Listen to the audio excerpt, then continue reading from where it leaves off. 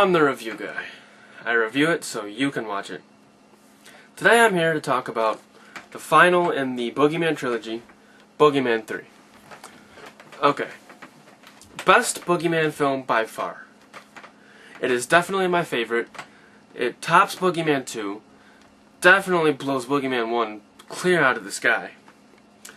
Boogeyman 3 is definitely a B film. Boogeyman 2 is a C film, and Boogeyman isn't even on the alphabet scale. Okay, Boogeyman 3, the plot is of the daughter to Tobin Bell's character of the doctor of this psychiatric ward from Boogeyman 2 is being stalked by the Boogeyman. She seeks help from her college friends, and they now start being hunted down as well. Tobin Bell's character has passed away and has left a journal of his research on the Boogeyman, and he hopes to help other people discover what the Boogeyman really is. And as usual, Tobin Bell, being Jigsaw from the Saw series, is in a sequel when he's not in the film. He's great like that. The acting in this film is great. This is directed by Gary Jones. I'm not sure if he's done really anything else, but he did a great job on this. He was really influenced by Nosferatu and Dracula. The Boogeyman is actually modeled after Nosferatu. He's got long nails, long hair. He sort of walks kind of like Nosferatu, and he definitely has the best look of the Boogeyman films so far. And what's really cool about this film... Oh, you're still here?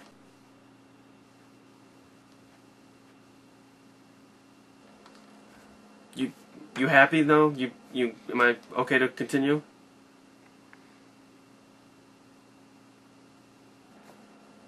Okay. The lighting is great on this, and the best part about this film is that they actually deal with the aspect of, is the Boogeyman there? They have some scenes where the Boogeyman's killing people, but on screen the Boogeyman is not in the shot. It's really cool. And this is by far the goriest, definitely one of the goriest of these kind of films that I've really seen. And there's a scene where the dorm hallway of the college is just completely covered in blood and covered in dead bodies everywhere. It's really cool.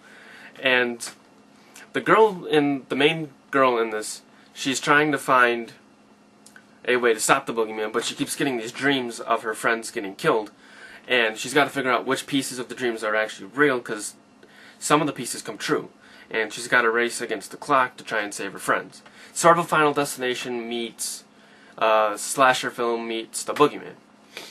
And really, they do an awesome job with it. I definitely say check this one out. It's a direct sequel to Boogeyman 2, not Boogeyman 1. They actually just spun off of Boogeyman 2. Some of the characters return from Boogeyman 2, and it has a cool intro. It's really just a great film to watch. I mean, it's not a masterpiece, it's not the best film. The story isn't that unique. I mean, it's been done, Final Destination, it's been done numerous times, but they really took the Boogeyman and did something with it finally. They should have done this in the first place, and I think they could have made a sequel off of this and done the Boogeyman that way. They end it with, a cliffhanger, so they could have done a sequel, but I hate when films do that, where they'll end it like that, not knowing whether they're going to do a sequel or not, just so they can. If you're going to tell a story, finish the story. Anyway, why do you have me reviewing these films in the first place? I mean, what about the Boogeyman do you want me to review? They're typical films. Anyway, guys, I just had to talk to Creature for a second. Anyway, Boogeyman 3 is definitely worth checking out.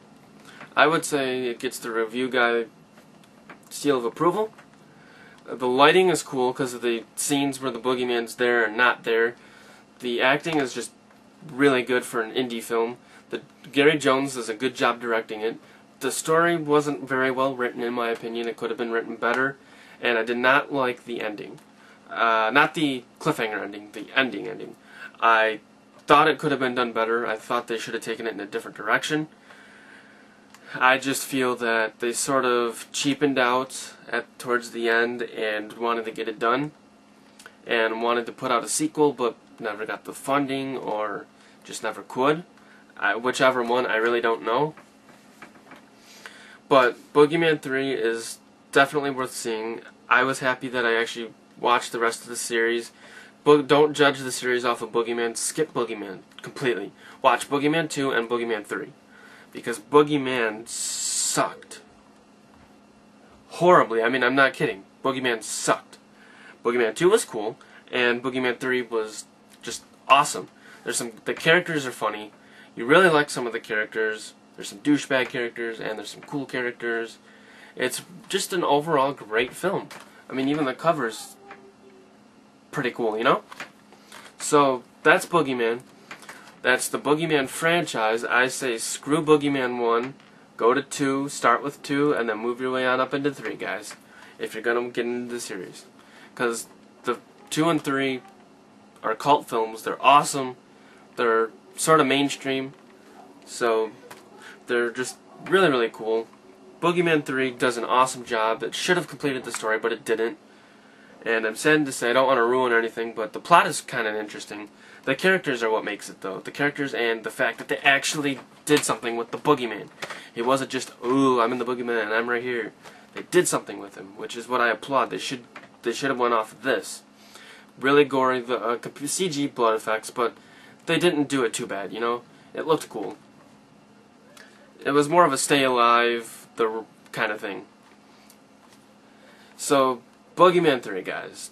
Definitely worth checking out. Well, that closes my Boogeyman trilogy review.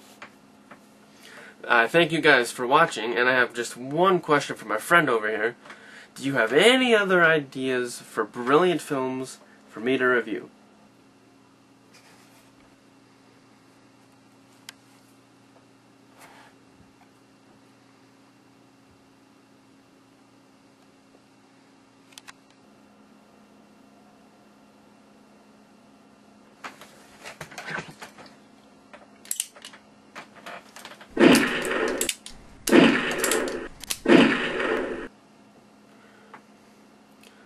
Review this.